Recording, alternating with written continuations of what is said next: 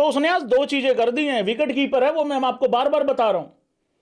अगर मान लो नंबर 3 पे कोई दूसरा लड़का आया जो कि फिट अगर हो जाता है, तिलक बाहर निकलेगा, फिर ये नहीं ईशान नहीं निकलेगा बाहर। बाहर निकलने के बहुत ज्यादा चांसेस बन गए भाई संजू सैमसन के।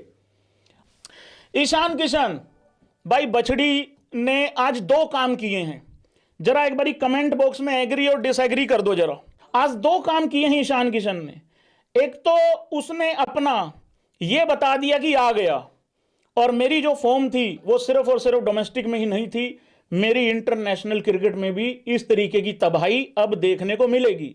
इस लड़के को एक ऐसी ठोकर लगी है कि उस ठोकर के बाद ये इतना समझ गया है कि नॉर्मल क्रिकेट 130-40 के स्ट्राइक रेट से खेल के होगा कुछ नहीं।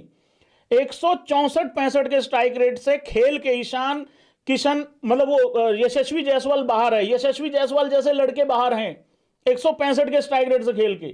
ईशान हालांकि एक विकेट कीपर भी है। तो भाई उसको सीधा सा एक बात समझ में आ चुकी है, उसको 2-3 बातें पल्ले पड़ गई हैं। एक तो ये 200-250 से नीचे का मीटर रखना नहीं है। दूसरी बात उसको यह समझ में आ गई है, अगर मान लो तिलक वर्मा फिट हुआ, अगर तिलक वर्मा फिट हुआ, जो कि होना चाहिए भाई, इंजरी नहीं होनी चाहिए, तो अगर तिलक वर्मा फिर वापस आता है, या तिलक अगर रूल्ड आउट ही हो जाता है, या उसकी जगह श्रेयस अय्यर उसको वर्ल्ड कप में रिप्लेस करता है, वटएवर जो भी सिनेरियो बनता है, तो भाई मैं बाहर नहीं बैठूंगा। बाहर कौन बैठेगा बताना जरा एक बारी। समझ में आ रहा? उसने आज दो काम क्या किए हैं। एक काम यह किया है कि उसने अपने आप को एक ऐसा भौकाल मचा के उसने अपने आप को आज एक स्टैब्लिश कर दिया कि मैं अभिषेक शर्मा की तरह ही तोड़ाई करूंगा, बहुत गंदे वाली। विकेट कीपर है वो, मैं आपको बार बार बता रहा हूं।